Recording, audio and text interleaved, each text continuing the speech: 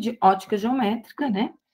Então, nós começamos, agora que ele começou a gravar, né?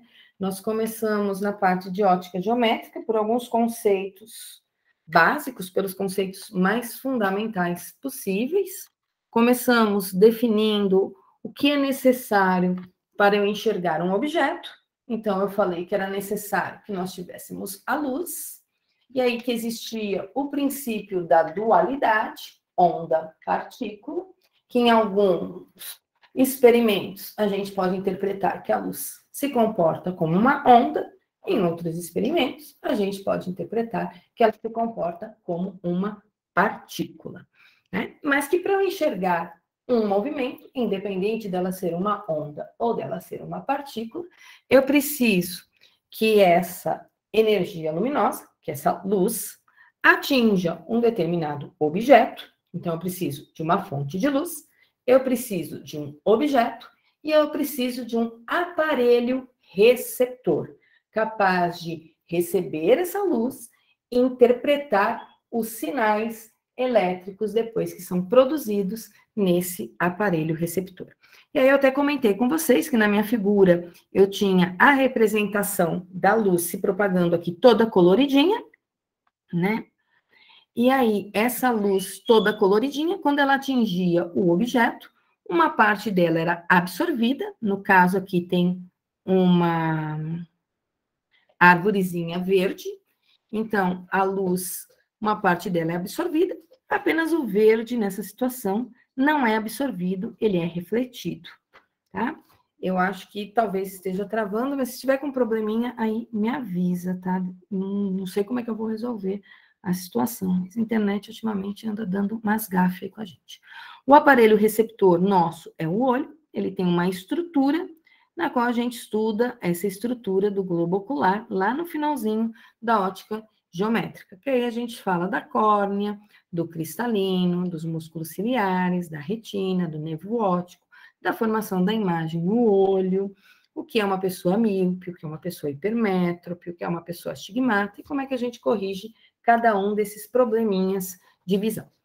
Aí eu falei ainda na aula passada que nós classificaríamos as fontes de luz de acordo com a natureza dela. E aí, de acordo com a natureza, ela poderia ser primária ou ainda poderia ser secundária. E aí nós classificamos como primária tudo aquilo que possuía luz própria, que emitia luz própria, e ainda como secundária aquilo que não emitia luz própria, aquela fonte de luz que apenas reflete a luz. Comentei do gatinho, passei para vocês o videozinho dos animais transgênicos, mostrando aí uma reportagem de um jornal, falando dos gatos que brilham no escuro. O YouTube não bloqueou aí a minha aula, eu consegui inclusive postar lá no e-book para vocês, depois que eu coloquei na plataforma do YouTube, então não tive problemas aí de direitos autorais com esse vídeo da reportagem. Mostrei para vocês também essa imagem aqui, que além dos gatos que brilham no escuro, a gente tem as situações dos ratinhos modificados geneticamente, porquinhos e assim por diante.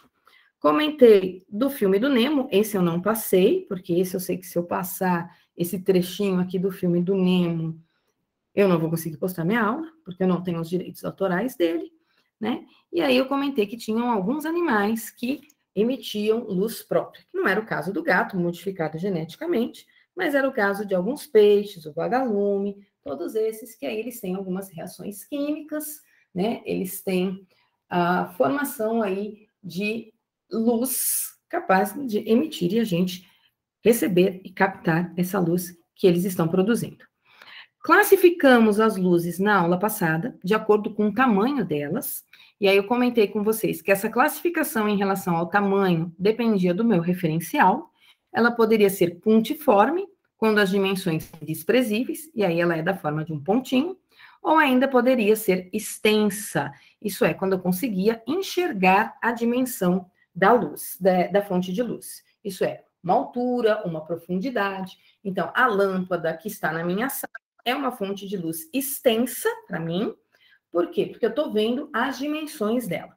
Mas à medida que eu me afasto da lâmpada aqui da minha sala, ela vai tendo dimensões cada vez menores, né? Porque está mudando o meu ângulo de visão, e aí eu vou vendo essa luz cada vez mais distante, mais afastada, até que as dimensões dela se tornam tão desprezíveis que ela se torna apenas um pontinho luminoso.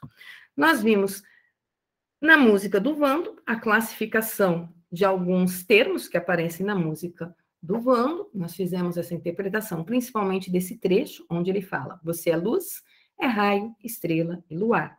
Manhã de sol, meu iaiá e meu ioiô.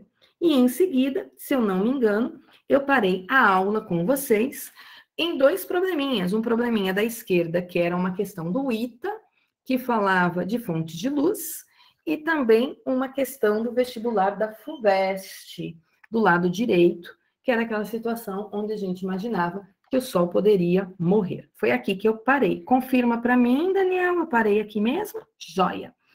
E hoje eu ia começar a falar com vocês sobre meios de propagação da luz. E aí, os meios de propagação, nós íamos classificá-los de três maneiras diferentes. Nós poderíamos classificar os meios de propagação como sendo transparentes, translúcidos ou opacos. O que vai diferenciar esse meio de propagação é o modo como a luz o atravessa ou não esses meios, tá? Então, aqui eu tenho uma figura, eu vou ampliar aqui, vou deixar de ver um pouquinho o chat de vocês. Eu tenho uma figura onde eu tento mostrar para vocês a representação dos meios de propagação da luz. Então, tem um globo terrestre aqui no fundo, e nessa primeira situação a pessoa está segurando aqui uma plaquinha com um plástico que a gente poderia classificar como um plástico transparente. Olha para a imagem aqui de cima, ó. Aqui está a minha representação do que ela está segurando, tá? É como se o globo de luz estivesse aqui do lado esquerdo. Desse globo de luz, eu desenhei raios de luz, depois eu vou falar o que são raios de luz, mas aqui eu fiz uma representação do caminho que a luz está percorrendo. Ela vai atingir esse quadrado que tem um plástico. Vejam que os meus raios estavam paralelos, eles continuam paralelos ao atravessar o plástico e eles saem do plástico paralelos. Nossa, mas ele sofreu um desvio aqui, né? Quando ele entrou no plástico, e ele sofreu aqui um desvio quando ele saiu do plástico. Concordo.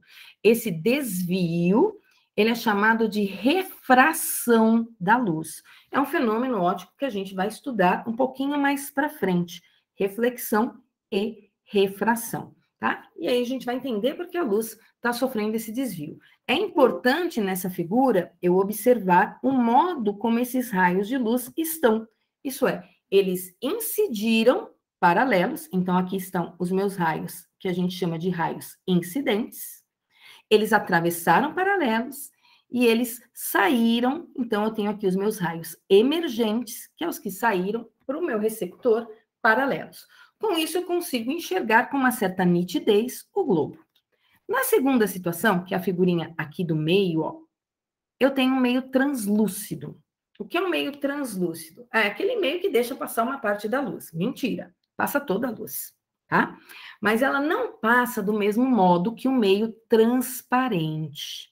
Então, olha, tem um plástico aqui, eu não consigo ver com nitidez o globo que está lá atrás, tá? Por quê?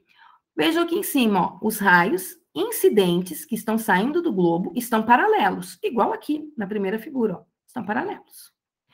Porém, quando eles atravessam esse plástico transparente, eles começam a sofrer várias reflexões e refrações lá dentro diferentes, que vão mudando o percurso desse raio de luz, de tal forma que aqui dentro, ó, eles estão emaranhados, eles não estão paralelos. E quando eles saem, eles também não saem paralelos. Entraram 3 raios de luz, né? Eu tenho 3 raios de luz incidentes, e aí eu observo que eu tenho 3 raios de luz emergentes, ok? Incidiram 3, saíram 3. Porém, os 3 que saíram não estão paralelos. Quem tem box de banheiro, que é às vezes aquele plástico, uma fibra de carbono, que parece vidrinhos quebrados, aquilo é um meio translúcido. Você sabe que tem alguma coisa do outro lado, mas você não consegue enxergar com nitidez, porque a luz está sofrendo reflexões e refrações nesse meio de propagação translúcido, de tal forma que ela não emerge do mesmo jeito que decidiu. Tá? Aí, na última figura, que é a figura aqui do lado direito, a pessoa está segurando uma plaquinha, que é um meio de propagação opaco. Então, olha, eu não consigo ver o globo do outro lado, tá? O que acontece nessa situação onde eu tenho aqui uma superfície opaca? Vejam aqui em cima, eu tenho raios incidentes, tá? Mas eu não sei o que acontece com esses raios incidentes. Pode ser que eles tenham sido absorvidos pela superfície, pelo meio de propagação aqui, ó. E aí essa superfície esquentou. Pode ser que esses raios incidentes tenham voltado, que eles tenham sido refletidos. O que eu sei é que eles não emergiram. Incidiu 3, mas emergiu nenhum. Eu não tenho raios emergentes, raios que saíram. Portanto, eu não consigo enxergar o que tem do outro lado. Eu, Gláucia, sou um meio de propagação da luz opaco, tá? Por que que eu sou opaco? Porque a luz, ela é refletida pelo meu corpo e absorvida pelo meu corpo. Ela não atravessa meu corpo, tá? Então, é um meio de propagação opaco. Ah, mas é qualquer raio de luz que o meu corpo vai ser opaco? Não, gente. Tem alguns raios de luz aí que, se incidirem no meu corpo, conseguem atravessá-los, né? Consigo ver lá dentro, em algumas situações? Consigo. Alguém aqui já tirou um raio-x, viu que tem ondas eletromagnéticas capazes de atravessar o meu corpo, atingir uma placa, ser absorvida pelos ossos, e assim por diante. Estou aqui matando pernilongo nas minhas pernas. Vocês escutam aí um estalinho do outro lado. Estou descartando, só para a gente ficar com o slide mais bonitinho e entender o que é um meio de propagação. Então, já sabemos que a luz pode se propagar em meios transparentes, translúcidos e opacos. E aí, algumas coisas importantes para nós nesse primeiro slide aqui, da primeira parte das definições de ótica geométrica. Tá? Nós vamos definir um conceito que é o conceito de raio de luz. Um raio de luz, ele não é um vetor, tá bom? Um raio de luz, ele é apenas uma maneira de eu representar o caminho que a luz está percorrendo. Então, ele é uma representação, que a gente diz que é uma representação gráfica. Como é que a gente faz essa representação gráfica? Eu vou usar segmentos de retas orientados para saber qual é a direção e o sentido de propagação da luz. O que eu quero dizer é o seguinte: se eu tiver uma lanterna e eu acender essa lanterna, eu sei que eu vou ter a luz saindo dessa lanterna para todos os lados. Eu não enxergo os raios de luz. Gente, não dá para enxergar raio de luz, tá? Mas eu sei que se eu considero a luz ondas eletromagnéticas, essas ondas eletromagnéticas, elas estão saindo aqui da lanterna, eu não consigo enxergar ela se propagando no espaço, mas ela está saindo em todas as direções. Aí o que eu vou fazer? Eu vou usar um segmento de reta. Eu normalmente coloco a extremidade da seta não lá na extremidade, eu costumo colocar aqui no meio, para não confundir com o vetor.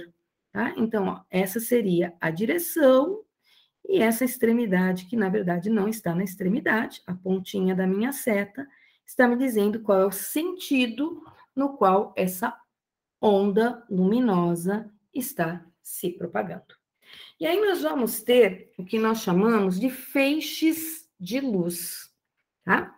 O que vem a ser o feixe de luz? Nós vamos classificar o feixe de luz de 3 maneiras. Ele pode ser paralelo, ele pode ser convergente e ele pode ser divergente. Então, ó, aqui eu tenho representado um raio de luz, tá? Segmento de reta orientado, eu ponho a orientação ali no meio para saber o sentido no qual a luz se propaga, tá? O que vem a ser um conjunto de raios de luz. Conjunto de raios de luz é o que a gente chama de feixe de luz. É quando eu tenho mais de uma representação de um raio de luz. Aqui na minha primeira figura, eu tenho uma representação de 4 raios de luz que se encontram em um ponto. Então, eles estão convergindo para uma posição. Eu tenho, portanto, um feixe de luz que eu chamo de feixe de luz convergente. Na prática, onde é que eu vou conseguir um feixe de luz convergente? Quando a luz atravessa um determinado tipo de lente, não é qualquer tipo de lente que ele atravessa. Esse raio de luz, ele pode sofrer uma refração de tal forma que, ao atravessar a superfície da lente, ele vai sofrer um desvio convergindo para um único ponto. E aí, por exemplo, eu posso pegar uma lupa, o sol e queimar formiguinhas no quintal, pôr fogo no papel e assim por diante, tá? Então, esse tipo de lente são as lentes que a gente chama de lentes convergentes, lentes delgadas. Os raios de luz, eles incidem paralelo, de acordo com a curvatura da lente, eles convergem para um único ponto, que nós chamamos, mais para frente, esse ponto de distância focal da lente, ou foco da lente.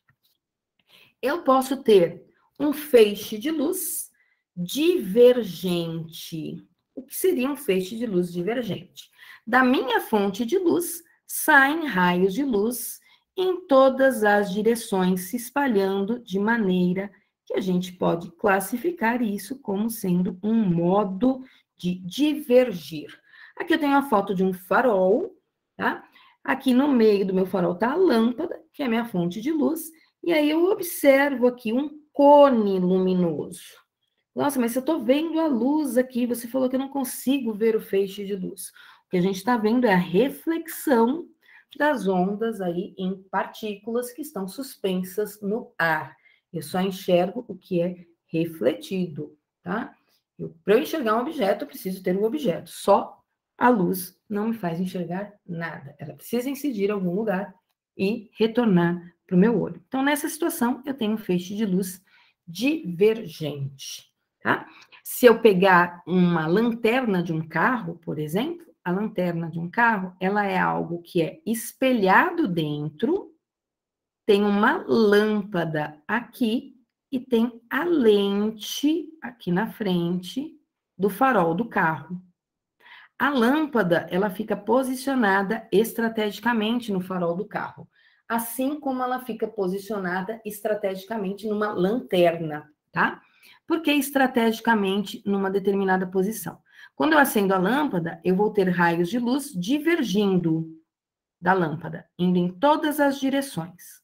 Os raios de luz que estão indo em direção à lente, essa lente vai fazer com que eles saiam paralelos. Eles sofrem uma refração e saem paralelos aqui, ó, bonitinho. Os raios de luz que vão para trás, eles vão atingir um espelho, e esse espelho é um espelho côncavo, de tal forma que quando eles refletirem, eles também vão sair um pouco divergindo, né? Mas a maior parte deles também, depois de refletir no fundo, vai sair meio que paralelo, tá? Então, eu coloco aí lâmpadas em posições estratégicas para ter feixes de luz paralelos. Aqui na minha figura, ó, eu tenho uma representação, né, de feixes de luz paralelos, representado aqui por lasers. Então, tem um laser lilás, um laser azul, um laser verde mais claro, um pouquinho mais escuro, e aí lasers vermelhos, tá? E aí eu consigo dizer que nesses lasers, a luz está saindo de uma maneira, aqui, o meu feixe de luz, para cada uma dessas aqui, ó, eu tenho vários raiozinhos de luz aqui, representados todos paralelos, de tal forma que se eu colocar fumaça aqui nesse ambiente, eu tiver partículas maiores, eu consigo ver o meu feixe de luz paralelo. Eu não enxergo os raios de luz, eu enxergo o feixe de luz que está refletido aí nas pequenas partículas que estão suspensas no ambiente, ok? E aí, esses são os meus primeiros slidezinhos, com as primeiras definições de ótica geométrica. Vou para o segundo slidezinho aqui, ó, para a gente dar uma olhadinha. O que você não sabia, Daniel? Que você está aí meio que espantado, hein? Que você disse, louco, não sabia. Ah, do farol. Sim, se você pensar também antenas parabólicas, aí não é o caso da luz, né? Mas no caso da antena parabólica também são ondas eletromagnéticas. Quando você tem uma antena parabólica, ela é uma cúpula, né? A cúpula faz parte da antena, mas ela não é a antena em si. A antena em si, ela está numa posição estratégica aqui, ó, onde as ondas eletromagnéticas atingem a cúpula e refletem para a antena que vai captar o sinal, tá? Tem alguns fornos, fogões que funcionam na natureza com aquecimento desse tipo. Então, a gente tem que tomar cuidado, às vezes, com fundo de garrafa, porque, dependendo do fundo da garrafa, ele pode se tornar algo convergente, e aí eu posso pôr fogo em algumas coisas, porque ele vai se transformar numa lente. Então, tem que ficar meio esperto. Mas o farol é interessante da gente entender como é que ele funciona. Vamos falar agora dos princípios da ótica geométrica. Nós temos 3 princípios da ótica geométrica, que eu vou falar neles na aula de hoje, e aí eu vou falar nele em todas as aulas, tá? Quais seriam esses princípios da ótica geométrica? Então, nos slides anteriores, eu defini o que eram feixes de luz, convergentes, divergentes e paralelos. E agora, antes de falar do que acontece com os raios de luz e do princípio da ótica geométrica, eu preciso definir com vocês uma coisa que a gente chama de natureza dos pontos. Aqui tem os 2 slides, mas eu vou para a minha lousinha para definir aqui para vocês a natureza dos pontos. Isso é, a gente vai construir desenhos de situações que são as seguintes. Então, deixa eu explicar para vocês onde é que a gente vai usar isso. Então, eu tenho uma pessoa que, de repente, está na frente de um espelho. Por enquanto, não, Daniel. Tem uma pessoa que está na frente de um espelho. Dessa pessoa que está na frente do espelho, se forma uma imagem dessa pessoa dentro do espelho. Então, eu tenho aqui a pessoa, que a gente vai classificar como objeto. Aqui está o meu espelho, por exemplo. E aqui eu tenho a imagem da pessoa dentro do espelho, tá? Essa imagem, ela só existe dentro do espelho. E aí, como ela só existe dentro do espelho, nós vamos classificar essa imagem como sendo uma imagem virtual. Mas nem sempre a imagem é virtual. Tem situações onde eu tenho um objeto, qualquer, pode ser uma pessoa, eu coloco um espelho côncavo, por exemplo, e eu observo que se forma uma imagem fora do espelho. Eu consigo projetar com um espelho a imagem de um objeto. Então, se eu consigo projetar, é porque a imagem existe fora do espelho. E aí, se a imagem existe fora do espelho, nós chamamos essa imagem de imagem real. Eu consigo projetar usando espelhos, eu consigo projetar usando lentes, né? Toda vez que eu projeto, isso é, eu estou pegando alguma coisa que ao invés de estar dentro, ela está fora, no meu mundo aqui, que a gente fala que é o nosso mundo real. Então, para eu saber classificar uma imagem, para saber se ela é real ou para saber se ela é virtual, eu preciso entender o comportamento dos raios de luz. Por isso que eu vou falar agora dessa tal de natureza dos pontos. E aí, o que eu vou falar da natureza dos pontos, isso sim vai ser importante para vocês copiarem. Quem não quiser copiar, depois pode pegar lá nos slides de aula. Tá aqui, ó, se eu não me engano, eu peguei até do Word e joguei aqui no PowerPoint, tá? A definição de cada um deles. Mas para vocês entenderem um pouquinho melhor, eu vou desenhar e, à medida que eu vou desenhando, eu vou explicando, tá? Então, imaginem vocês que eu tenho aqui uma superfície. Eu vou mudar aqui a cor do marca-texto, mas imaginem que isso aqui seja uma superfície. Eu não estou dizendo que é um espelho, eu não estou dizendo que é um pedaço de vidro, não estou definindo ainda o que é essa superfície. É uma superfície qualquer, tá? E aí eu vejo que nessa superfície estão incidindo feixes de luz. Olha aqui meus feixes de luz, ó. Eu estou sem régua, né? Então, meus feixes de luz, eles são meio tortinhos. Às vezes eu violo um dos princípios da ótica geométrica, o meu raio de luz faz curva, né? A ótica geométrica diz, olha, o raio de luz não faz curva. Aí vai a professora de física e desenha o raio de luz fazendo curva, né? Se eu sou verdadeiro quando me olho no espelho, posso ser apenas o reflexo aparecendo. Estou lendo aqui, Daniel. Quando o real quer se olhar. Daí, enquanto ele vem, eu vivo minha vida.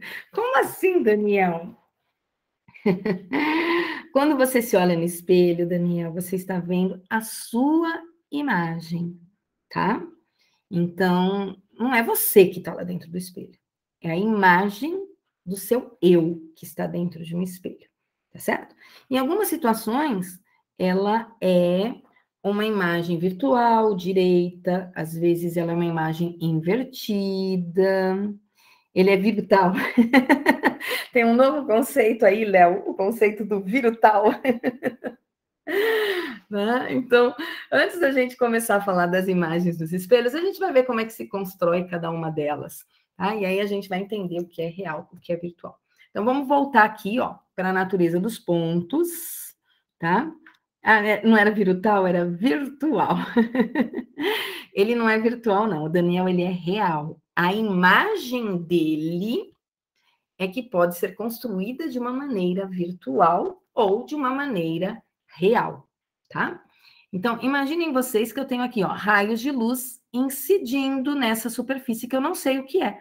Pode ser uma parede, pode ser um espelho, pode ser o lado de um prisma, pode ser uma capa de um livro, pode ser tanta coisa essa minha superfície, tá? Mas vejam que todos os meus raios de luz estão divergindo, eles estão se espalhando. É como se esses raios de luz viessem de uma fonte pontiforme, tá? Então, é como se eu tivesse aqui uma fonte pontiforme dos meus raios de luz, emitindo luz para todos os lados. Nessa situação, como os meus raios de luz todos se cruzaram em um ponto, nós vamos chamar esse ponto de ponto objeto real. Para ser um ponto objeto, eu preciso olhar raios incidentes.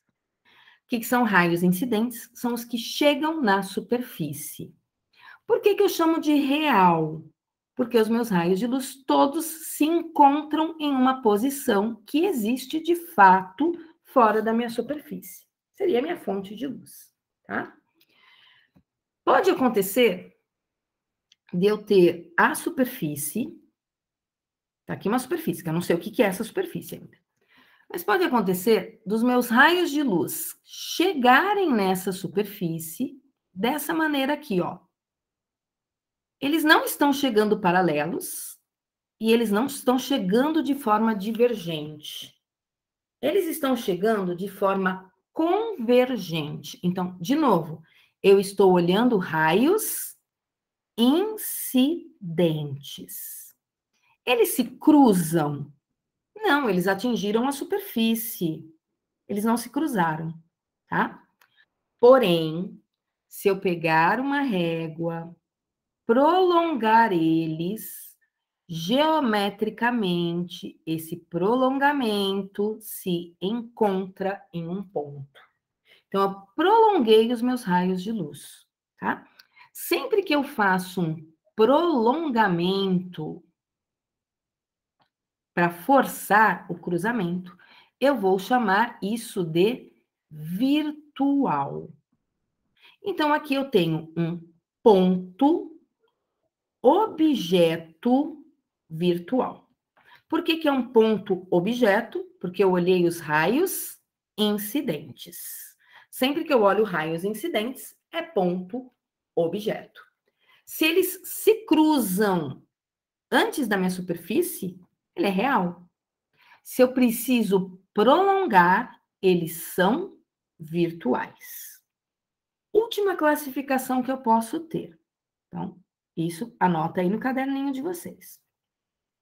Os meus raios de luz, podem chegar na superfície de maneira paralela. Ó, estão todos incidindo aqui, ó, nessa outra superfície. Só que eles estão paralelos, um do ladinho do outro. Isso é, eles não se cruzaram antes de chegar na superfície. E mais, se eu prolongar eles depois, o prolongamento também não se cruza. Então, nesse caso, eu vou desenhar uma bolinha aqui, ó, e vou dizer que eu tenho um ponto objeto. Por que ponto objeto? Porque eu estou olhando raios incidentes. Eu vou chamar ele de impróprio. A gente abrevia por POI. Então, eu vou abreviar por POR, ponto objeto real, POV, ponto objeto virtual, e POI, ponto objeto impróprio. Sempre que eu olho raios incidentes, eu chamo de ponto objeto. Para ser real, tem que cruzar antes da superfície. Para ser virtual, eu preciso prolongar para obter o cruzamento.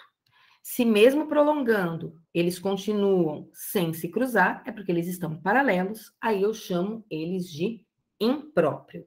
É isso que está escrito aqui, ó, nessa minha definição. Só que essa aqui é a definição de ponto-imagem. Aqui era ponto-objeto, ó. Para ser ponto-objeto, eu olho os raios incidentes. Isso é, como é que vai acontecer o cruzamento deles. Se os cruzamentos acontecem antes da superfície, cruzou, ó, tá aqui os meus raios incidentes, todos divergentes. Cruzou, eu chamo de ponto objeto real. Então, é o encontro dos raios incidentes antes aí da minha superfície. Se eu tenho raios que incidem na superfície convergindo, mas eles não se cruzam, ó, prolongamento deles é que vai cruzar, eu chamo o cruzamento desse prolongamento dos raios incidentes de ponto objeto virtual. Se os meus raios de luz estão paralelos, mesmo se eu prolongar, eles não vão se cruzar, ponto objeto impróprio. Agora eu vou falar dos raios que emergem da superfície. O que significa emergir? Saem da superfície. Então, olhei os que chegam na superfície. Vou olhar os que saem. Sempre que eu olho raios emergentes, eu falo, portanto, de ponto-imagem. Para ter pontos-imagens, eu olho raios que saem da superfície. E aí eu chamo eles de emergentes. Estou olhando a superfície, tá bom? E aí, quando eu olho para essa superfície, primeira situação, eu posso ver os raios saindo delas de uma maneira cônica convergente. Ó. Todos eles podem se cruzar em um único ponto. Se são raios emergentes, eu vou chamar de ponto-imagem. Cruzaram, então é um ponto-imagem real. Porque eles se cruzaram depois que eles saíram da superfície. Pode acontecer dos raios de luz chegarem na superfície, incidirem nela, e quando sair, eles saírem dessa forma aqui, ó. Estão saindo da superfície, eles não estão chegando, estão saindo dela. Quando isso acontece, de novo, estou olhando os raios emergentes. O que eu observo, olha, esses raios, eles estão divergindo, eles não se cruzam, tá? Se eu prolongar isso aqui, ó, não vai cruzar, tá bom? Não cruza. Agora, se eu prolongar ele para o lado de cá, para o lado esquerdo, eles vão cruzar. Então, quando eu prolongo para o lado esquerdo, existe um cruzamento. Como eu prolonguei raios emergentes, eu estou falando de ponto-imagem. Ah, é um prolongamento, isso aqui não aconteceu de fato, você prolongou ali na sua lozinha, então a gente classifica ele como sendo virtual. tá? Aqui em cima eu tinha uma situação parecida, mas eu olhei os raios que chegavam, então eram os incidentes. Aqui eu estou olhando os que estão saindo, então eu estou olhando os emergentes. Última situação, está aqui minha superfície, e aí os raios que estão saindo da superfície estão saindo paralelos. Se eles estão saindo paralelos, eu posso prolongar aqui o quanto eu quiser. Eles não vão se cruzar. Como eles são raios emergentes, eu vou desenhar aqui um ponto numa posição qualquer e vou dizer, olha, isso aqui é um ponto imagem, é raio emergente. Eles não se cruzam. E nem se eu prolongar vai se cruzar. Então, eu chamo de ponto imagem impróprio. Como a gente abrevia essas coisas? PIR, ponto imagem real. PIV, ponto imagem virtual. PII, ponto imagem impróprio. Nossa, mas vai ter exercício que vai pedir isso? Por enquanto, se eu tiver, é só para vocês treinarem isso. Mas eu preciso dessas classificações para quando eu for fazer a descrição das características da imagem de um objeto na frente de uma lente plano-côncava, por exemplo. Tá? Uma lente plano-côncava forma uma imagem? Forma de que tipo? Real ou virtual? Ou imprópria? Como que é essa imagem? Tá? A imagem que um míope vê quando ele coloca uma lente na frente dele. Quando eu estou de óculos, eu não vejo os meus alunos. E nem quando eu estou sem óculos, né? Porque quando eu estou sem óculos, eu não vejo mesmo, né? Porque eu sou míope, eu não enxergo eles. Aí, quando eu coloco o óculos, eu também não vejo os meus alunos. Eu vejo uma imagem que a lente criou para mim dos meus alunos. Então, para mim, vocês são todas imagens quando vocês estão na minha frente no presencial. Porque eu estou sempre de óculos para poder enxergar vocês. Ou melhor, a imagem de vocês, né? A vida é fake, Daniel. Vocês nem imaginam isso, né? Uma pessoa de óculos, ela não está enxergando você, Daniel. Uma pessoa que tem um óculos com um grau, ela está enxergando a imagem que aquela lente criou de você. É muito legal. Não sei se você tem defeito de visão, mas eu, por exemplo, eu sou míope.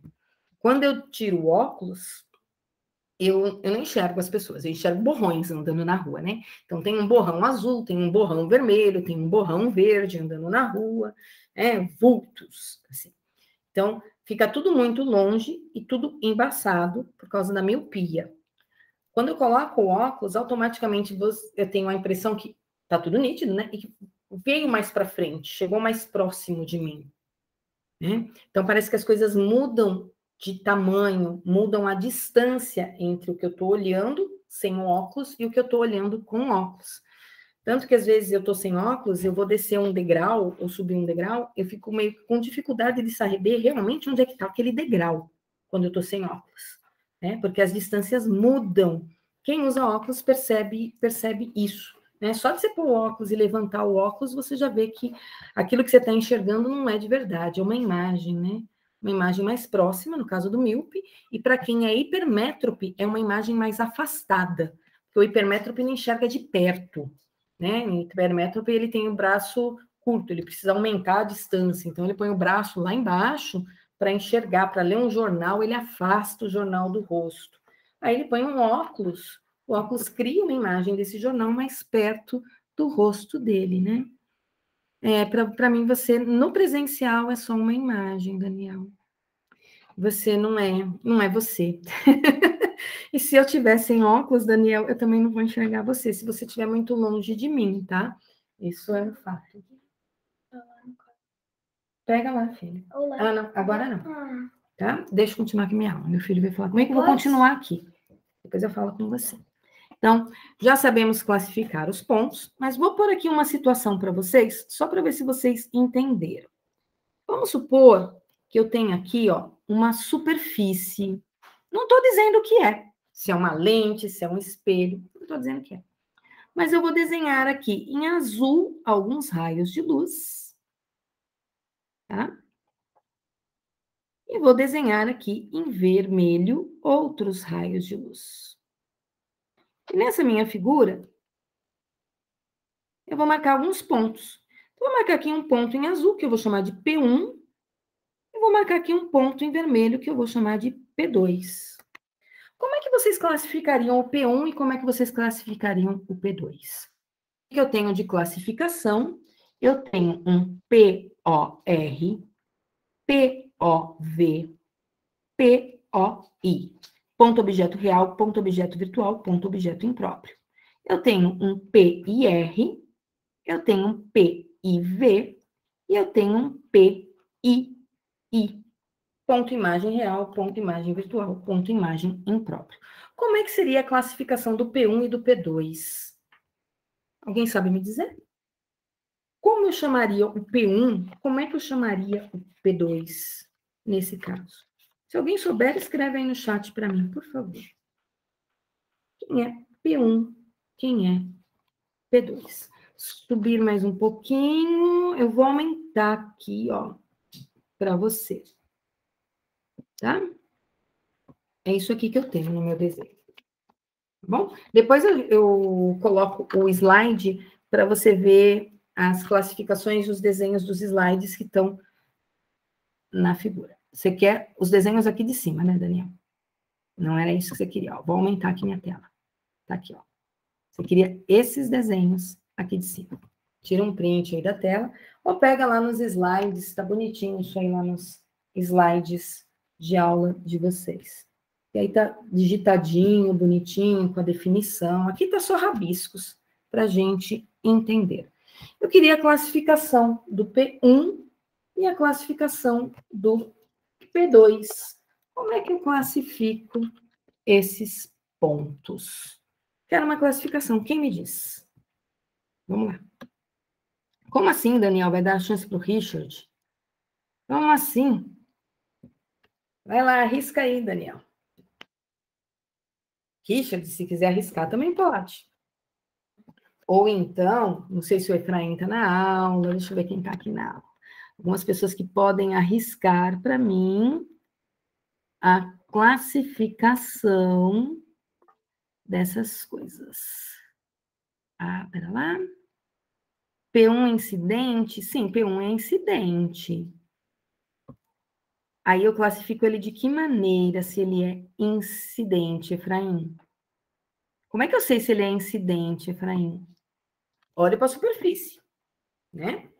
Quando eu olho para a superfície, aqui está minha superfície, o raio de luz está chegando. Se ele está chegando, ele é incidente. Daniel disse que é POI. Concordo, Daniel. É um ponto objeto, porque são raios incidentes. Como os raios incidentes estão paralelos, ele é um ponto objeto impróprio. Beleza, Daniel? Tá certinho. Ponto objeto impróprio. E o P2? O que seria o P2? Como é que eu classificaria esse P2?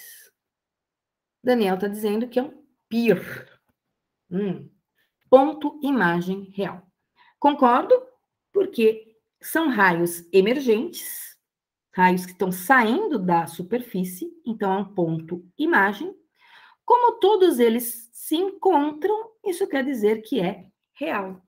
Ponto imagem real. Poderia ser um espelho? Poderia. Poderia ser uma lente? Talvez uma lente. Um espelho? Sei lá. Pode ser aí uma associação, uma lente com um espelho que me dê esse resultado. Se eu tivesse essa figura aqui, ó, uma figura aqui para vocês. Está aqui a superfície S e eu tivesse isto aqui, ó. Vou chamar isso aqui de P1 e do lado de cá. Opa, ele fez um triângulo aí, eu não quero um triângulo. Desfaz o triângulo aqui. E aí eu tenho isso aqui, ó. E aqui seria P2. Como eu classificaria P1 e P2 nesse caso? Tem uma classificação isso daí. Como é que eu classificaria o P1 e o P2 nessa situação? Efraim está dizendo ó, que o P1 é um por. E o P2?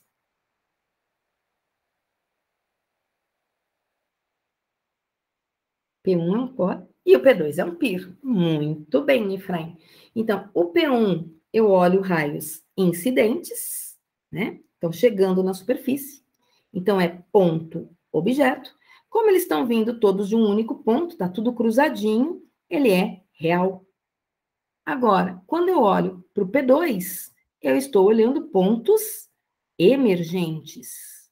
E se eu olho pontos emergentes, eu estou falando de um ponto imagem. Quando os raios emergentes se cruzaram, um ponto imagem real. Muito bem, Efraim.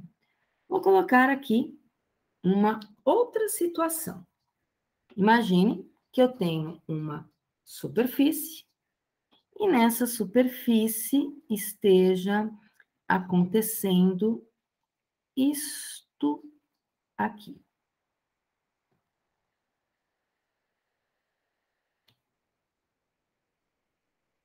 Que doideira! Pode acontecer isso com uma superfície? Pode. Aí eu falo para vocês, olha, eu estou prolongando e estou marcando aqui um P1. Estou prolongando em verde. Estou marcando aqui um P2. Como é que eu classifico P1? Como é que eu classifico P2?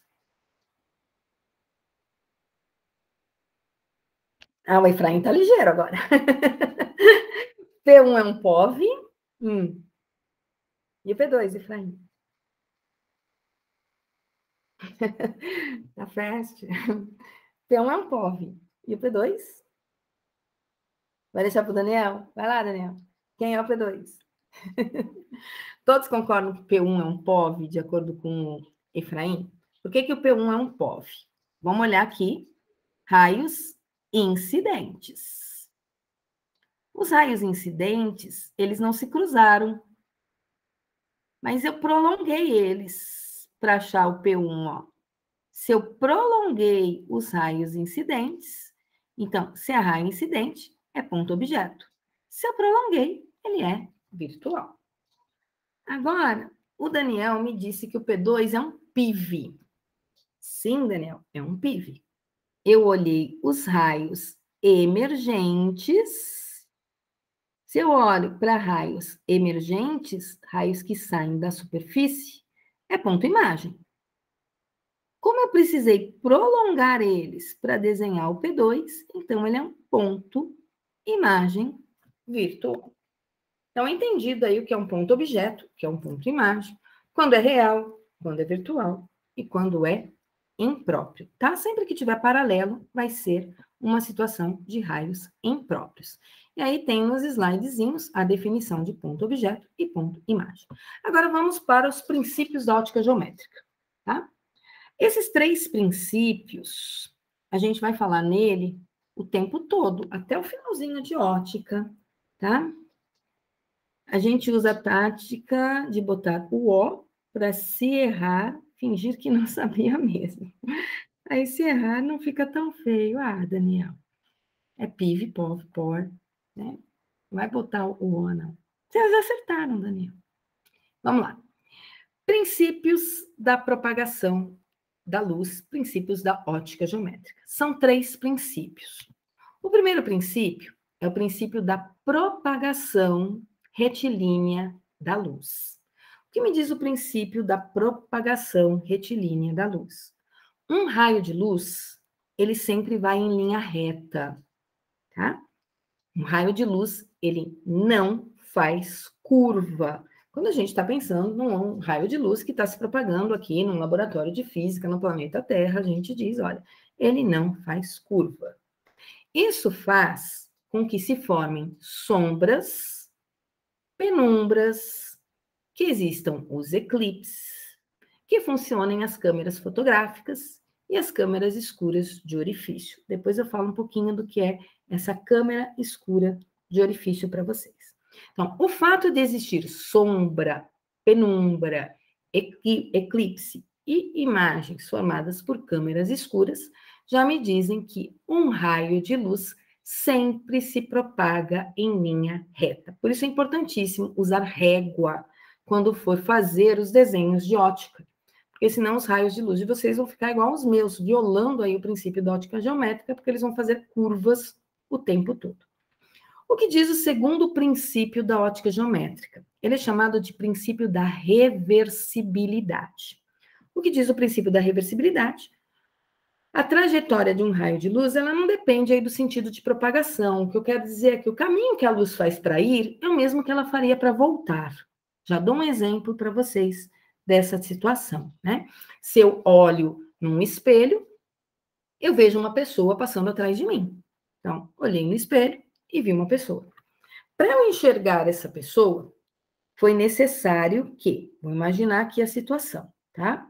Então, imaginem que aqui tem um espelho, eu estou aqui, de frente para o espelho, ó, isso aqui é a representação do meu olho, aqui de frente para o espelho, e aí tem uma pessoa passando aqui atrás. Vai sair um raio de luz dessa pessoa, vai atingir o espelho e vai refletir no meu olho para eu enxergar, tá? Então, eu enxergo porque saiu luz da pessoa, a pessoa refletiu luz, né? Que atingiu o espelho e que refletiu para o meu olho. Agora, tá saindo luz também no meu corpo por reflexão. E a luz que sai do meu corpo por reflexão vai ter raios de luz que saem de mim, atingem o espelho e vão em direção à pessoa. E a pessoa também consegue me enxergar. Então, eu vejo a pessoa pelo espelho, mas a pessoa também consegue me ver pelo espelho. Então, aqui eu tenho o mesmo caminho percorrido pelo raio de luz, porém em sentidos diferentes. Um dos sentidos é da pessoa para o espelho, e do espelho para mim, e o outro é da minha pessoa para o espelho, e do espelho para outra que estava passando lá atrás. Então, o caminho percorrido é o mesmo. O que muda foi só o sentido de propagação. Isso é o que nós chamamos de princípio da reversibilidade. E o outro é chamado de princípio da independência dos raios de luz. Um raio de luz, ele existe independente do outro. Agora eu vou pegar aqui alguns slides para a gente entender um pouquinho melhor esses princípios, tá? Então, aqui eu tenho um slide mostrando que os raios de luz se propagam em linha reta. Deixa eu só ver, isso aqui é uma foto e isso aqui é um vídeo, tá? Deixa eu mostrar aqui esse videozinho aqui para vocês, tá? É um vídeo que foi feito em super câmera lenta. Eu não sei se depois eu consigo gravar isso aqui no YouTube, passar para o YouTube, né? Então, é como se eu estivesse aí desacelerando um feixe de luz proveniente aí de como é que se chama? De um laser, né? Então, o raio de luz eu só vejo ele porque ele está se propagando aí num lugar que tem partículas, né? Ele vai sempre em linha reta, tá bom? Raio de luz sempre se propaga em linha reta. Aqui eu tenho a feixe de luz verde. Esse é o princípio da propagação retilínea da luz. Como é que se formam as sombras e como é que se formam as penumbras? Se formam graças a esse princípio. Deixa eu ir aqui para minha lousinha para explicar mais ou menos para vocês como é que a gente faz as situações de sombras e penumbras, tá? Primeira coisa, quando eu falo em sombra, vou escrever aqui, ó, sombra. A minha fonte de luz, ela é pontiforme. Ela não tem dimensão, tá? Se eu tiver com uma fonte de luz que tem dimensão, além de sombra, eu vou ter penumbra. Eu comentei com vocês na aula passada que os exercícios de ótica geométrica, a maior parte deles a gente resolve por regrinha de 3 e semelhança de triângulo. Vocês vão ver que isso aí não é mentira, tá? Então, imaginem vocês que eu tenho uma fonte de luz pontiforme, ó, esse pontinho aqui é minha fonte de luz. Eu tenho aqui um objeto opaco, tá? Esse aqui é o meu objeto opaco. Eu costumava falar que era um bife, né? Mas hoje eu não estou com fome, então eu vou chamar de objeto opaco. E aqui eu tenho uma parede. As paredes nós costumamos chamar de anteparo, é o que não deixa a luz prosseguir aí o trajeto dela, tá? O que acontece nessa situação? A minha fonte de luz, ela está mandando raios de luz em todas as direções. Então, está vindo raio de luz para cá, raio de luz para cá. Está emitindo, ó, raios de luz para todos os lados. Porém, tem um raio de luz em especial que vai se propagando em linha reta e passa pela bordinha ali do meu objeto. Vou até diminuir a bordinha do meu objeto ali, porque ele tem que passar bem na bordinha, tá? Então, ó, meu raio de luz vem, passa aqui em cima do meu objeto, em linha reta, tá? E atinge a parede. Qualquer raio de luz que eu pegar aqui para cima, ilumina a parede, ok? Aqui vai ficar iluminado. Se eu pegar um raio de luz que vem na direção do meu objeto, o objeto ou reflete ou absorve. Significa que não vai passar luz para cá. Agora, tem um raio de luz em especial que vai passar aqui embaixo do meu objeto. Ó. Tem um que passa bem aqui embaixo. E ele atinge a parede. Tá? E aí, qualquer raio de luz que eu pegar aqui para baixo, ilumina a minha parede. Portanto, eu tenho uma região aqui, ó, que não vai chegar luz. E por que essa região aqui não vai chegar luz? Porque o meu objeto está na frente. Ou o meu objeto absorveu, ou ele refletiu. Essa região que não está chegando luz nenhuma, é a região que nós chamamos de sombra. Tá? E é assim que se formam as sombras. Se eu pegar aqui no meu slide, tá mais bonitinho o desenho, né? Tá até tridimensional aqui do lado direito. Então, aqui do lado direito, eu tenho um quadrado, ó, um quadrado C no meu slide. Minha fonte de luz pontiforme, eu peguei aqui um raio de luz passando por cada um dos vértices do meu quadrado, formando aqui uma região onde não chega luz nenhuma, que é uma região de sombra. Então, aqui é uma figura tridimensional. Aqui já é uma figura bidimensional, ó. Tá aqui minha fonte de luz, tá aqui meu objeto, peguei dois raios de luz em particular, um que passou na parte de cima do objeto, um que passou na parte de baixo do objeto. Qualquer raio de luz que vem aqui por cima ilumina, qualquer raio de luz que vem aqui por baixo ilumina, mas qualquer raio de luz que vem nessa direção é absorvido ou refletido pelo objeto, então não ilumina esse lado, forma-se sombra. Tem dois triângulos aí, ó. Tem um triângulo aqui, ok? Pequenininho. E eu posso dizer que esse triângulo pequenininho, ele é semelhante a um triângulo grandão aqui, ó. De amarelo. Como é que eu sei que eles são semelhantes? Porque eles têm os mesmos ângulos internos. E aí eu trabalho com a semelhança desses triângulos. De que maneira eu trabalho com a semelhança desses triângulos? Eu vou dizer que a distância entre a minha fonte e o meu objeto é P. Estou dando uma letrinha para ela, P. O tamanho do meu objeto é O.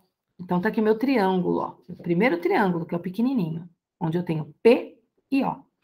E aí eu tenho um triângulo maior, que vem aqui da minha fonte até a minha parede. Vou chamar essa distância aqui de P', tá? Que é onde está a sombra. E aqui eu tenho o outro lado do meu triângulo, que é a sombra. Então, tem um triângulo pequenininho, P está para O, assim como eu olho o triângulo grandão, P' está para a sombra. É a regrinha de 3, ó. P, P', O e S. Tá? P está para a P', assim como a altura do meu objeto está para a altura da sombra. Isso vale para o objeto quadrado, Isso vale para um objeto circular, tá? Só que aí eu olho para o diâmetro do meu objeto circular para fazer aí essa semelhança dos triângulos. Tá? E quando a fonte não é pontiforme? Quando a fonte é uma fonte extensa.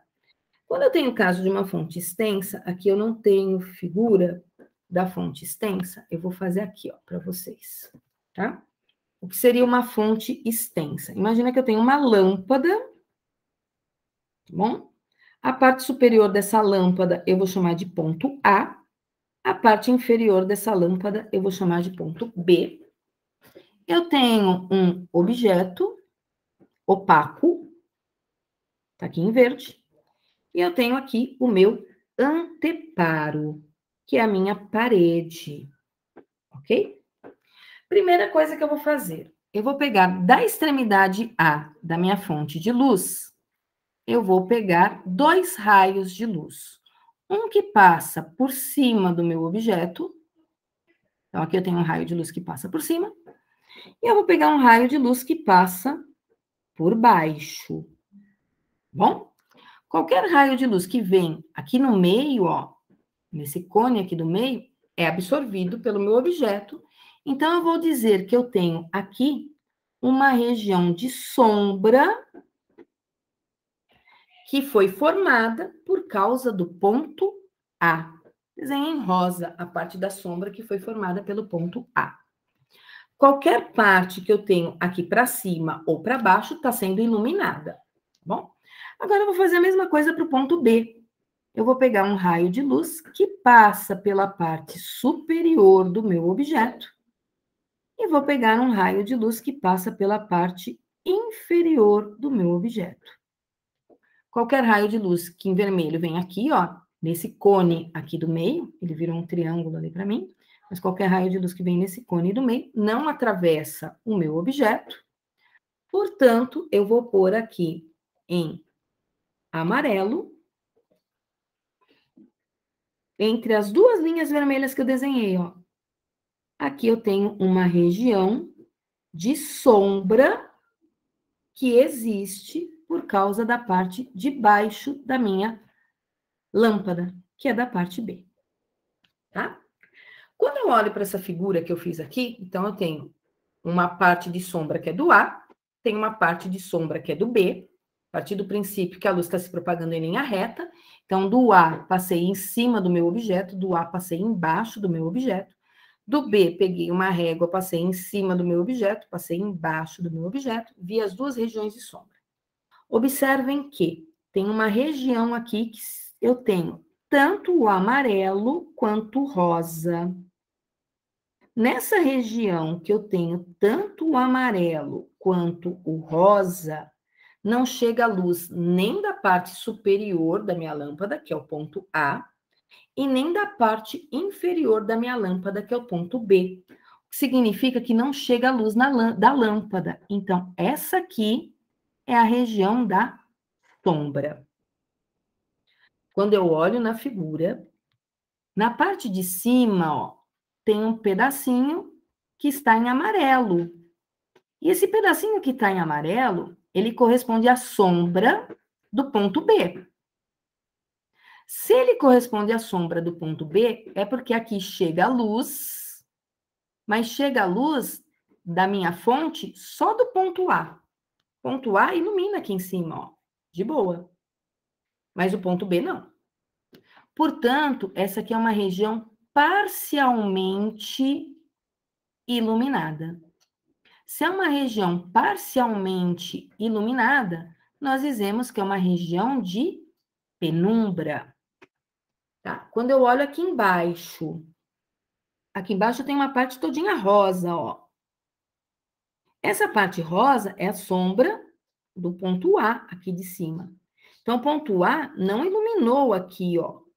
Se ele não iluminou aqui, aqui está chegando luz. Mas aqui chega a luz apenas da parte de baixo da minha lâmpada, que é o ponto B. Então, aqui chega a luz, mas chega a luz só do B, não chega a luz do A. Então, aqui também é uma região parcialmente iluminada. Portanto, é uma região de penumbra, tá? Quando a fonte é extensa, eu tenho sombra e eu tenho penumbra. Dependendo do tamanho da fonte, do objeto, essa sombra pode ser maior ou menor, ou pode até não existir, tá? E eu ter apenas penumbra. Como é que a gente resolve esses exercícios? Semelhança de triângulos, tá? Tem um triângulo aqui, ó, entre o A, o objeto, e tem aqui entre o A e a região de sombra do A. Tem dois triângulos aí que são semelhantes. Um pequenininho, que é semelhante a um grandão. Então, é um triângulo dentro de outro triângulo, tá? Então, eles têm aí os mesmos ângulos internos. O triângulo pequenininho é semelhante ao triângulo grandão, porque eles têm mesmos ângulos internos. Então, sempre trabalho com semelhança de triângulos, tá? Como assim, Daniel? Quando falam para escrever um nome por extenso, é para escrever com raio de luz? Eu não entendi a colocação, Daniel. Pode me explicar um pouquinho melhor? Ah, Daniel, é uma piada isso. Não é uma piada? Um nome extenso. Escreve seu nome por extenso, né? Ah, Daniel, não ia... eu sou meio lerda para piada, Daniel, você não faz ideia. Tá? Então, voltando aqui, também consigo explicar o fenômeno dos eclipses através da propagação retilínea da luz, tá? Aí a luz é proveniente do Sol, eu tenho a Terra e a Lua mudando de posição, então, quando eu olho do Sol, está saindo vários raios de luz, às vezes a Terra é o meu obstáculo, e aí eu passo a ter a Lua atrás da Terra, não chega a luz do Sol na Lua, então a Lua está aí numa situação de penumbra, de sombra. Eu tenho um eclipse nessa situação, tá? E eu também posso ter um eclipse no qual a Lua se posiciona entre a Terra e o Sol. Aí a Lua tampa o Sol, tá? E aí eu tenho uma outra situação de eclipse. Tem figuras aqui do lado mostrando regiões de sombra, regiões de penumbra, ó, tem um desenho aqui mostrando penumbra, sempre pegando dois raios de luz, tá? Um passando por cima do objeto e outro passando por baixo. Eu preciso fazer a chamada e depois eu quero falar com vocês ainda do princípio de propagação da luz retilínea, tá? Que é o caso das câmeras escuras de orifício. Eu não vou conseguir passar para vocês o trechinho do filme Star Wars gravando a aula, tá? Então, eu começo a próxima aula pelo trechinho do filme Star Wars, mas sem fazer a gravação, porque depois eu não consigo postar o vídeo no YouTube, porque eu não tenho direitos autorais em relação à exibição